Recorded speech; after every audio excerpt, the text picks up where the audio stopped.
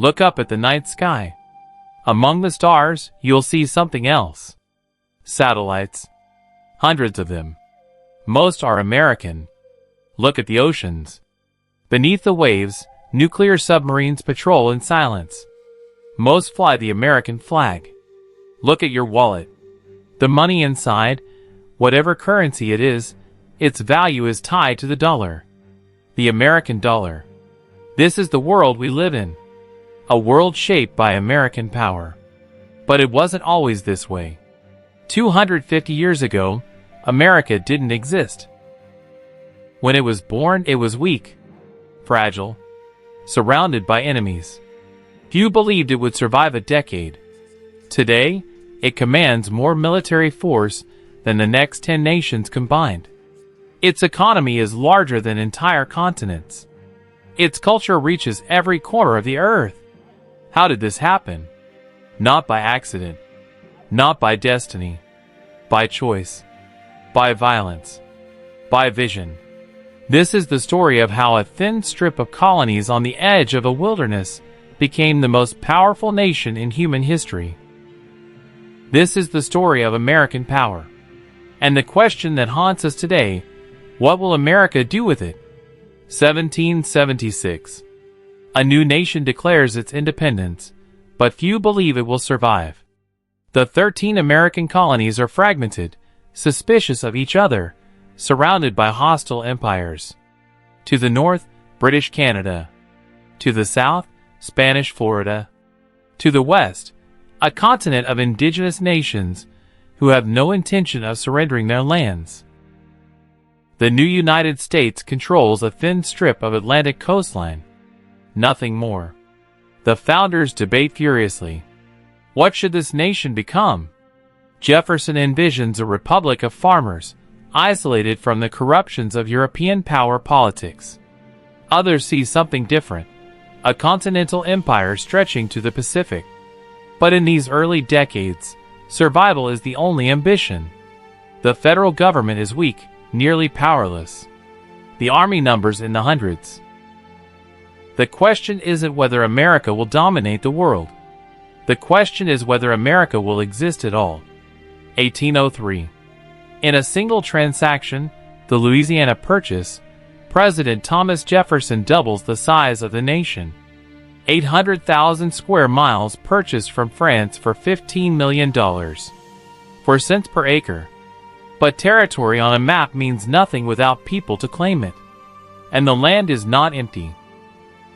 Hundreds of indigenous nations have lived on this continent for thousands of years. They hunt these forests. They farm these river valleys.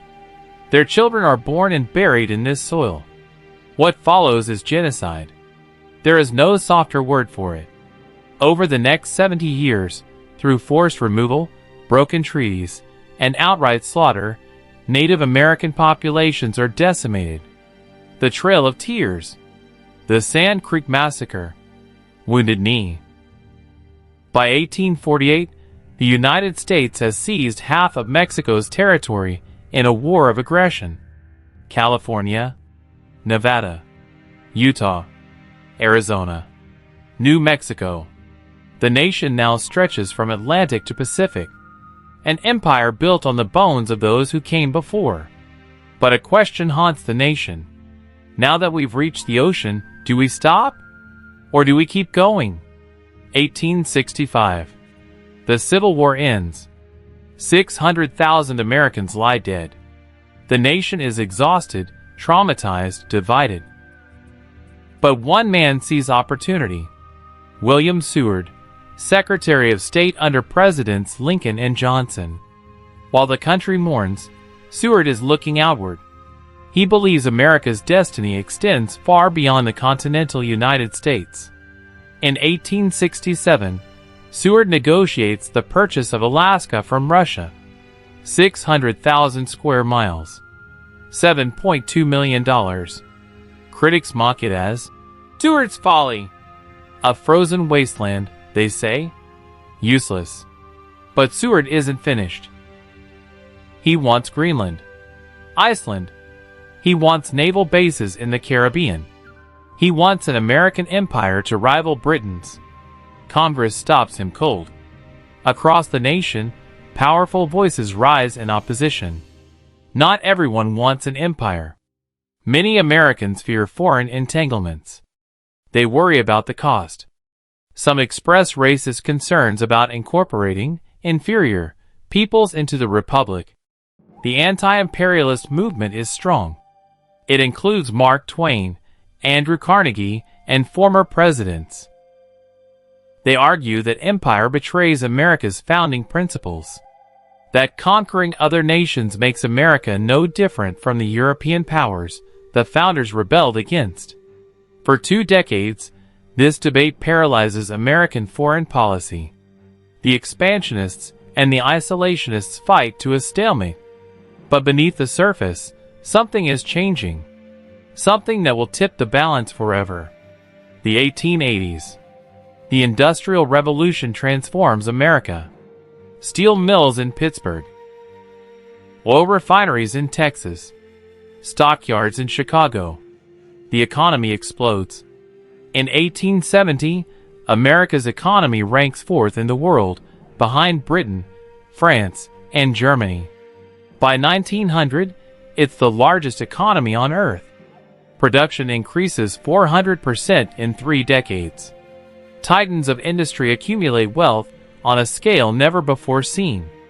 Carnegie controls steel. Rockefeller controls oil. Morgan controls the banks. These men are richer than most nations. But this wealth is built on exploitation. Workers labor 12-hour days in dangerous conditions. Children as young as 8 work in factories and mines. Labor strikes are crushed with violence. It's called the Gilded Age. Golden on the surface, rotten underneath. But this concentrated wealth creates something else. It creates the infrastructure of power. Railroads connect the coasts. Telegraph lines carry information instantly across continents. Coal powers a new industrial military machine.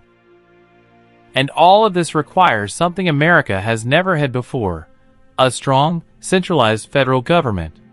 Power shifts away from states, away from Congress, toward the presidency, toward bureaucracies that can manage this vast, complex economy. And this concentration of power changes everything about American expansion. Because now, a president doesn't need Congress to approve every foreign adventure. He can act unilaterally, decisively, and one president is ready to use this power. 1898. President William McKinley faces a crisis. In Cuba, rebels are fighting for independence from Spain. The Spanish response is brutal. Concentration camps. Mass starvation. The American press screams for intervention. Then, on February 15th, the USS Maine explodes in Havana Harbor. 266 American sailors die. The cause is unclear. Probably an accident. But the press doesn't care about truth. They care about headlines. Remember the Maine! To hell with Spain. The cry echoes across the nation. War fever grips America. McKinley hesitates. He knows the investigation is incomplete. He knows Spain is offering concessions. But the pressure is overwhelming.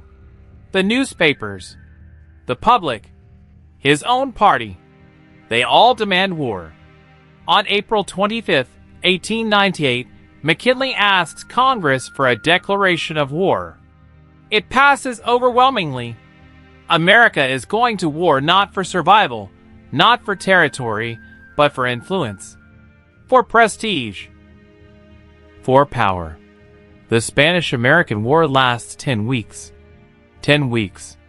The Spanish Empire, once the mightiest in the world, is now decrepit, hollow. American forces crush Spanish resistance in Cuba, Puerto Rico, and the Philippines. When the Treaty of Paris is signed in December, Spain cedes Puerto Rico, Guam, and the Philippines to the United States. Cuba becomes a U.S. protectorate. For the first time, America possesses colonies thousands of miles from its shores. but not everyone celebrates. The anti-imperialists are horrified. Mark Twain writes blistering satires. Andrew Carnegie offers to personally buy the Philippines and give them their independence. Former President Grover Cleveland calls it a betrayal of American values. The debate rages. In the Senate, the treaty passes by a single vote. One vote. That's how close America came to rejecting empire. But the vote passes, and there's no turning back. What follows is a frenzy of expansion unlike anything in American history. Within 2 years, the United States annexes Hawaii, Wake Island, and American Samoa. In 1903, it takes control of the Panama Canal Zone after supporting a rebellion that creates the nation of Panama. President Theodore Roosevelt embodies this new aggressive spirit. He believes in American supremacy, in the civilizing mission of white, Christian nations. He doesn't apologize for empire. He celebrates it. "Speak softly and carry a big stick," Roosevelt says. And he does. When European nations threaten to invade Venezuela over unpaid debts, Roosevelt sends the U.S. Navy to block them. The message is clear. The Western Hemisphere belongs to America. In 1904, Roosevelt issues what becomes known as the Roosevelt Corollary to the Monroe Doctrine. The United States, he declares, has the right to intervene in any Latin American country that displays chronic wrongdoing. It's a license for imperialism, and Roosevelt uses it. American troops occupy the Dominican Republic in 1916. They occupy Haiti in 1915. Nicaragua. Honduras. The pattern repeats. When Latin American governments displease Washington, American Marines arrive to restore order. Order, meaning governments friendly to American business interests. The United Fruit Company comes to dominate Central America. American banks finance Latin American governments. American corporations extract resources. An American military force backs it all up. This is empire. Not the formal empire of Europe, with governors and colonial administrations, but empire nonetheless. Economic domination backed by military might. And it works. American wealth pours in from these new territories and spheres of influence. By 1914, on the eve of World War I, the United States has been transformed. No longer a regional power. No longer isolated. America is a global player with interests spanning from the Caribbean to the Pacific. But the world is about to change. And America's next test will be unlike anything it has faced before. August 1914. Europe descends into madness. The assassination of an Austrian archduke triggers a cascade of alliances and ultimatums. Within weeks, the continent is at war. Britain and France and Russia on one side. Germany and Austria-Hungary on the other.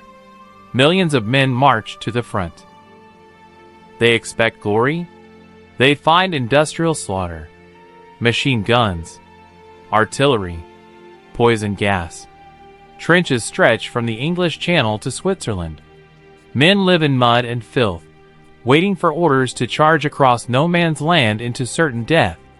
By 1916, the Western Front has become a meat grinder consuming an entire generation. America watches from across the ocean. President Woodrow Wilson declares neutrality. "We are too proud to fight," he says. Most Americans agree. This is Europe's war. Europe's ancient hatreds. Not America's problem. But neutrality proves impossible. American banks lend billions to Britain and France. American factories ship weapons and supplies to the Allies. And Germany notices. German submarines begin sinking ships bound for Britain. Any ship. Merchant vessels. Passenger liners. In May 1915, a German U-boat torpedoes the RMS Lusitania. Nearly 1,200 people die, including 128 Americans. Outrage sweeps the nation. But Wilson still resists war. He wins re-election in 1916 on the slogan, "He kept us out of war." But he knows it can't last. In January 1917, British intelligence intercepts the Zimmermann telegram. Germany is offering Mexico a military alliance. If Mexico attacks the United States, Germany will help Mexico recover Texas, New Mexico, and Arizona. The telegram is published in American newspapers. The nation is furious. And then Germany makes its final mistake. It declares unrestricted submarine warfare. Any ship approaching Britain will be sunk without warning. On April 2, 1917, Wilson asks Congress for a declaration of war. The world must be made safe for democracy, he says. 4 days later, America enters World War I. The American Expeditionary Force arrives in Europe in summer 1917. Fresh troops.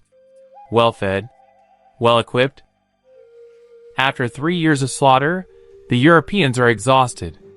The arrival of American forces tips the balance. But Americans die too. In the Meuse-Argonne offensive alone, 26,000 Americans are killed in 47 days. Total American casualties exceed 300,000. War, Americans discover, is not glorious. It's horror. On November 11, 1918, Germany signs an armistice. The war is over. 16 million people are dead. Empires have collapsed.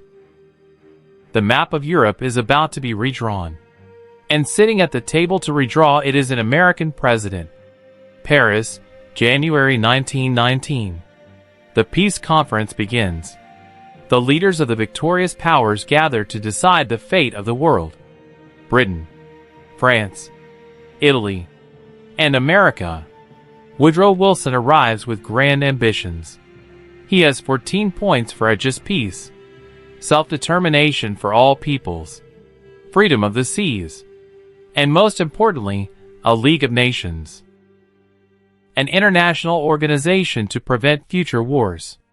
Wilson believes this is America's moment, the moment to reshape global politics according to American ideals: democracy, self-determination, rule of law.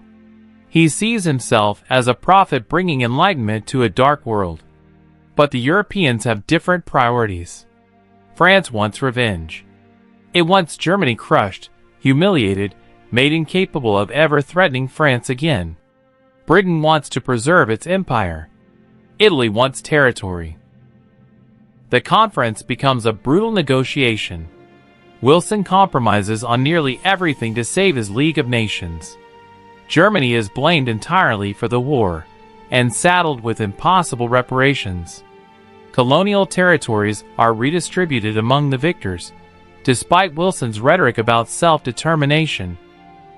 But Wilson gets his league: a permanent international organization where nations can resolve disputes peacefully, where collective security replaces the old system of competing alliances. It's revolutionary, unprecedented, the culmination of Wilson's vision. He returns to America expecting triumph. Instead, he faces opposition. The Senate must ratify the Treaty of Versailles for America to join the League. But powerful senators oppose it. They argue the League would entangle America in foreign disputes, that it would surrender American sovereignty to an international body. Wilson embarks on a speaking tour to rally public support. He travels 8,000 miles, gives 40 speeches in 3 weeks. The strain is enormous. On September 25, 1919, Wilson suffers a massive stroke. He survives, but he's incapacitated. His wife and doctor hide the extent of his disability from the public and from Congress. For the final 17 months of his presidency, Wilson is barely functional.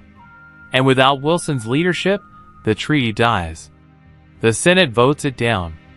America will not join the League of Nations. Wilson's grand vision collapses. The 1920s bring a return to isolationism. America first. The slogan goes.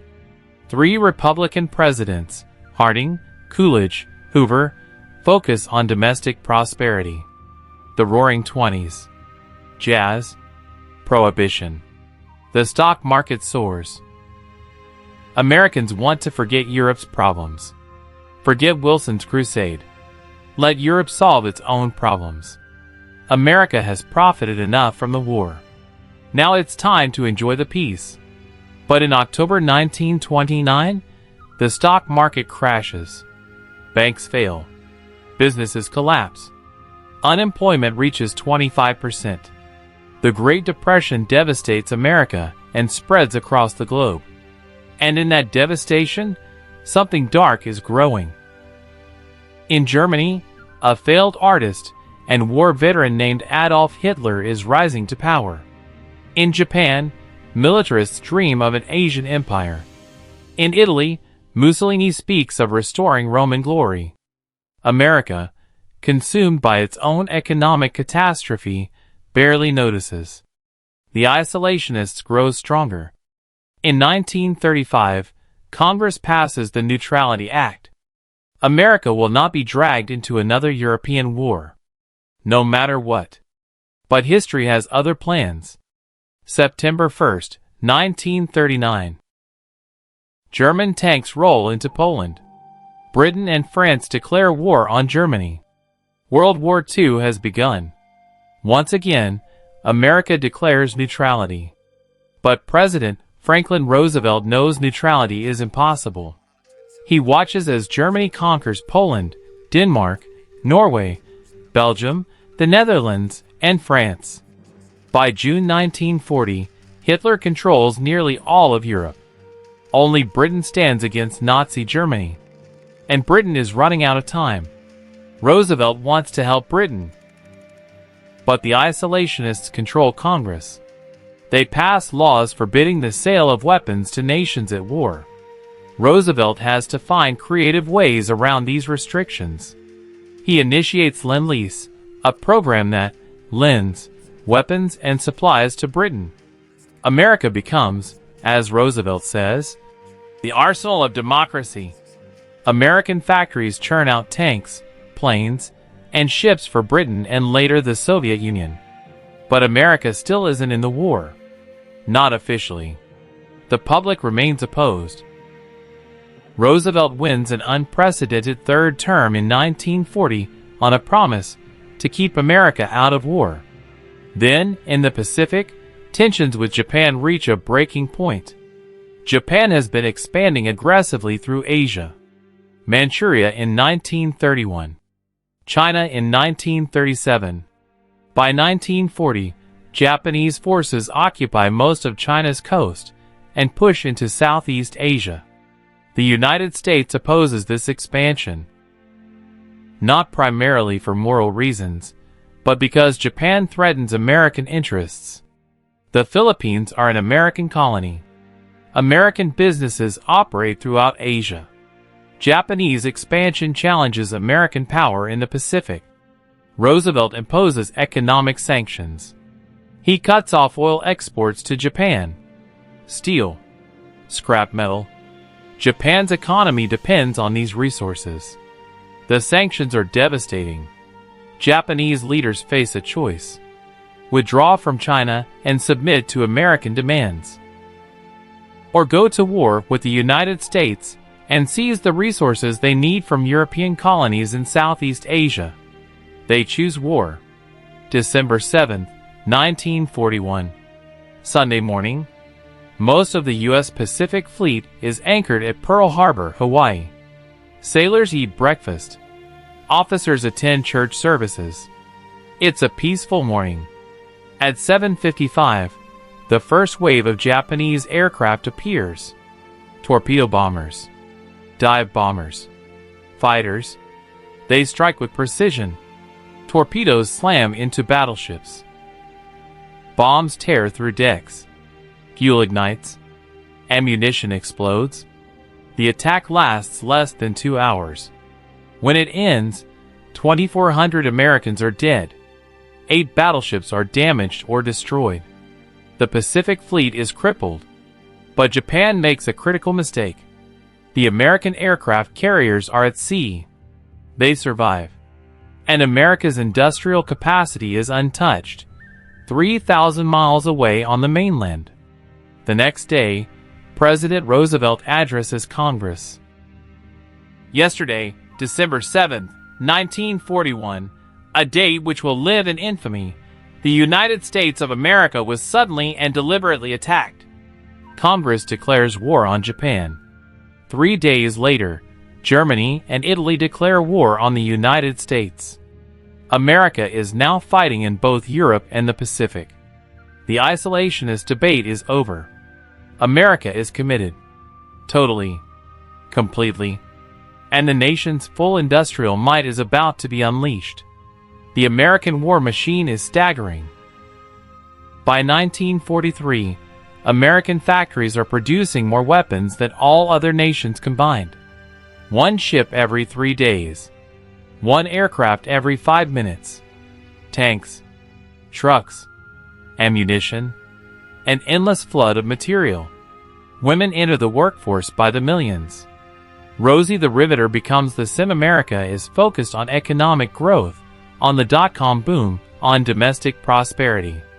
The military threats seem distant, manageable. Then comes September 11, 2001. A clear Tuesday morning in New York City. At 8:46, American Airlines Flight 11 crashes into the North Tower of the World Trade Center. 17 minutes later, United Flight 175 hits the South Tower. At 9:37, American Flight 77 slams into the Pentagon. At 10:03, United Flight 93, its passengers fighting back against hijackers, crashes in a Pennsylvania field.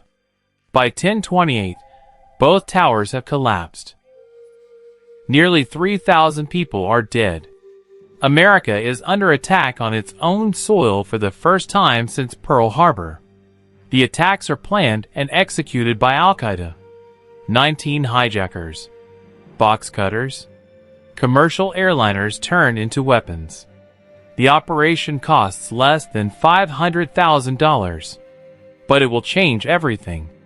President George W. Bush addresses the nation that evening. We will make no distinction between the terrorists who committed these acts and those who harbor them. It's a declaration of war. But war against whom? Al-Qaeda operates from Afghanistan, ruled by the Taliban. The Taliban refused to surrender bin Laden. In October 2001, American forces invade Afghanistan. The Taliban government collapses within weeks, but bin Laden escapes. The war in Afghanistan continues. 20 years. The longest war in American history. Thousands of American troops die. Hundreds of thousands of Afghans. Trillions of dollars spent. And in the end, when American forces finally withdraw in 2021, the Taliban returned to power. But in 2001, Afghanistan is just the beginning. The Bush administration sees September 11th as proof that threats from failed states and rogue regimes can reach America. That waiting for dangers to materialize is too risky. That America must act preemptively. This becomes the Bush Doctrine. The United States will strike threats before they strike us. We will not wait for permission. We will act alone if necessary. And the first target, after Afghanistan, is Iraq. Saddam Hussein has ruled Iraq since 1979. He fought an 8-year war with Iran. He invaded Kuwait in 1990. He used chemical weapons against his own people. He's a brutal dictator. The Bush administration claims Saddam possesses weapons of mass destruction, that he's developing nuclear weapons, that he has ties to Al-Qaeda. Intelligence agencies present evidence. Secretary of State Colin Powell makes the case at the United Nations. In March 2003, without UN approval, American and British forces invade Iraq. Operation Iraqi Freedom. The goal is to remove Saddam, eliminate WMDs, and establish democracy in the Middle East. The invasion is swift. Baghdad falls within 3 weeks. Bush declares, "Mission accomplished," on an aircraft carrier in May. But the mission isn't accomplished. It's barely begun. No weapons of mass destruction are found. The intelligence was wrong, or exaggerated, or manipulated. The primary justification for war evaporates. Worse, the occupation is a disaster. American administrators disband the Iraqi army. Hundreds of thousands of armed, trained men are suddenly unemployed and angry. They form the core of an insurgency. Iraq descends into chaos. Sunni insurgents, Shiite militias, foreign jihadists flooding across the borders. Sectarian violence explodes. At its peak, hundreds of Iraqis die every day in bombings, executions, massacres. American forces are caught in the middle. They conduct raids, man checkpoints, try to train a new Iraqi army. But they're fighting an enemy that blends into the civilian population. Every Iraqi is a potential insurgent, or a potential victim. Abu Ghraib, Fallujah, Haditha. Names that become synonymous with the horror and moral ambiguity of the occupation. American soldiers, stressed beyond endurance, commit atrocities. The images horrify the world. By 2006, Iraq is in civil war. Nearly 4,000 Americans are dead. Tens of thousands wounded. Hundreds of thousands of Iraqis dead. The cost exceeds $1 trillion. And there's no end in sight. At home, opposition to the war mirrors Vietnam. Protests. Political divisions. The question everyone asks: how did we get here? How did the world's most powerful nation get trapped in an unwinnable war? But even as America struggles in Iraq and Afghanistan, its global military and economic dominance continues. The alliances remain intact. The bases stay operational. The dollar remains the world's reserve currency. Because the system America built after World War II isn't just about military force. It's about economic integration, shared institutions, mutual interests. And by the early 21st century, that system has become so entrenched, so essential to global commerce, that it's difficult to imagine alternatives. Consider global trade. Nearly 90% of world trade travels by sea, and the sea lanes are protected by the U.S. Navy. Cargo ships move from Shanghai to Rotterdam knowing American aircraft carriers ensure safe passage. This is a public good. America doesn't charge for this protection. Any nation's ships can benefit. It's one reason global trade has exploded in the past 70 years. Or consider finance. If a bank in London wants to send money to a bank in Singapore, that transaction likely clears through American financial institutions. In dollars. Subject to American regulations. This gives America enormous leverage. When the U.S. imposes sanctions, it can cut countries off from the global financial system. Iran, North Korea, Russia. They find themselves unable to trade internationally because they can't access dollar-based finance. Or consider technology. The Internet's infrastructure runs largely through American servers. Most satellites are American or launched with American cooperation.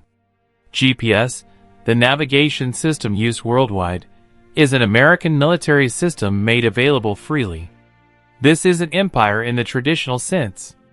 America doesn't govern these territories, doesn't extract tribute, but it shapes the rules. It provides the infrastructure. It offers the security. And nations participate because the benefits outweigh the costs. This is often called the liberal international order, a system of alliances, institutions, and economic integration built on American power, but designed to benefit all participants. For 70 years it works. It prevents great power war. It facilitates unprecedented economic growth. It spreads democracy and human rights, however imperfectly. But by the 21st century, cracks are appearing. China's rise is the most significant development. In 1980, China's economy is smaller than Italy's. By 2020, it's the second largest economy on Earth. China's growth is fueled by participation in the American-led system. It joins the World Trade Organization in 2001. American companies invest billions in Chinese factories. Chinese goods flood American stores. But China doesn't adopt American political values. The Communist Party maintains authoritarian control. It censors the internet. It suppresses dissent. It violates human rights on an industrial scale.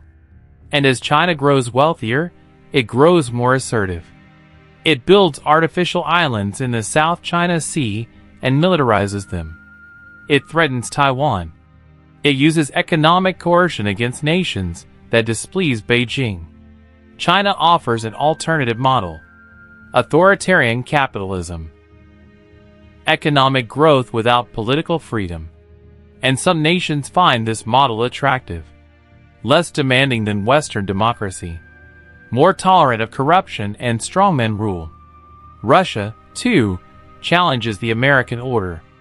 Under Vladimir Putin, Russia becomes increasingly aggressive. It invades Georgia in 2008, Ukraine in 2014. It interferes in Western elections. It assassinates dissidents on foreign soil. Putin resents American dominance. He sees NATO expansion as a threat. He wants to restore Russia's sphere of influence in Eastern Europe, and he's willing to use force to achieve it. Meanwhile, transnational threats emerge that traditional military power can't address. Climate change, pandemics, cyber attacks, terrorism. These threats require international cooperation. But cooperation is becoming more difficult as great power rivalry intensifies. And within America itself, doubts emerge. The wars in Iraq and Afghanistan, stretching across 2 decades, exhaust the nation. The financial crisis of 2008 devastates the middle class. Factories close. Jobs disappear overseas. Many Americans begin to question the value of the global system. Why are we spending billions defending wealthy allies who won't pay their fair share? Why are we fighting endless wars in countries most Americans can't locate? Why are we allowing trade deals that benefit corporations but hurt workers? These questions aren't new, but they become more urgent, more politically potent. In 2016, Donald Trump campaigns on America First. He calls NATO obsolete. He questions alliances with Japan and South Korea. He attacks free trade agreements. He promises to withdraw from foreign entanglements. Trump's rhetoric represents a sharp break from 7 decades of American foreign policy. Every president since Truman, Republican and Democrat, supported the alliance system, supported free trade, supported international institutions. Trump questions all of it. He suggests allies should fend for themselves unless they pay more. He withdraws from the Trans-Pacific Partnership. He considers pulling out of NATO. He praises dictators and insults democratic allies. His presidency creates uncertainty. Allies wonder if America will honor its commitments. Adversaries test American resolve. The system that seemed permanent suddenly seems fragile. Then comes 2020. The COVID pandemic. Millions dead. Economies collapse. Supply chains shatter. And the international cooperation needed to fight a global pandemic proves elusive. Nations hoard vaccines. Blame each other. Go it alone. The pandemic reveals how dependent the world has become on systems that America built, but that now seem inadequate for 21st century challenges. So where does this leave America? Where does it leave the world? The United States remains the most powerful nation on Earth.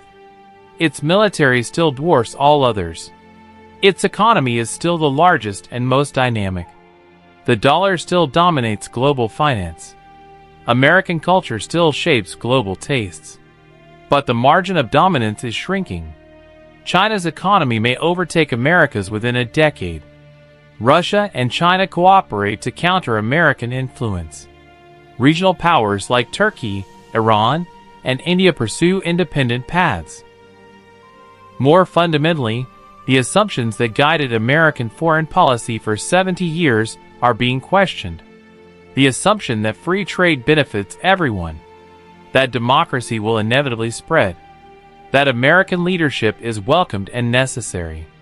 Some Americans want to withdraw, to focus on problems at home, to let allies defend themselves. They see the global system as a burden America can no longer afford. Others argue withdrawal would be catastrophic, that the system prevents great power war, that American leadership, however imperfect, is better than the alternatives, that the benefits of the global order, though diffuse, are real and valuable. This debate isn't new. It's the same debate America has had since its founding. Isolationism versus engagement. Republic versus empire. Ideals versus interests. What's different now is the stakes. In 1776, America could choose isolation because it faced no existential threats. In 2024, isolation may be impossible. Nuclear weapons, climate change, pandemics, global terrorism. These threats don't respect borders. And the system America built, whatever its flaws, has prevented the worst. No great power war since 1945. No use of nuclear weapons since 1945. Unprecedented prosperity. Billions lifted from poverty. The question isn't whether America should dominate the world. The question is whether the world can solve collective problems without American leadership. And if so, what replaces the American-led order? History offers no clear answers. Empires rise and fall. Orders collapse and new ones emerge. Rome fell, but it took centuries. The British Empire declined, but Britain retained influence. What seems certain is this: the unipolar moment is over. America will remain powerful, but it will not be unchallenged. The next era will be multipolar, messier, more dangerous. China and Russia will compete for influence. Regional powers will assert themselves. International institutions will be strained. The consensus that has guided global affairs since 1945 will fray. How America responds will shape the century. Does it compete aggressively to maintain dominance? Does it accommodate rising powers? Does it focus on preserving the most essential elements of the current system, preventing nuclear war, maintaining open trade, cooperating on existential threats? These are the questions facing American leaders today. The same questions that faced Seward after the Civil War, Roosevelt after World War II, Truman at the beginning of the Cold War. From 13 fragile colonies to global superpower. From isolation to dominance. The story of American power is a story of choices. Choices to expand, to engage, to build, to fight, to lead. Some of those choices were wise. The Marshall Plan, NATO, the United Nations, the post-war economic system that created prosperity for billions. Some were catastrophic. Vietnam, Iraq, support for dictators, coups against democracies. The legacy is mixed. The power is real. And the question remains, what will America do with it? Because power without purpose is just force. And force without legitimacy is tyranny. The American experiment has always been about something more. About ideals. About a vision of freedom and democracy. Whether that vision can guide American power in the 21st century. whether it can inspire allies and check adversaries, whether it can adapt to a world that no longer bends easily to American will. These are the tests ahead. The world is watching. History is recording. And the choices made today will echo across generations, just as the choices of 1945 echo today. 800 military bases. 37% of global military spending. The world's reserve currency. The most powerful nation in human history. But power is not destiny. It's responsibility. It's burden. It's choice. And the greatest power in the world must now decide what comes next. Bowl of American industrial power. Rationing is implemented. Scrap drives. Victory gardens.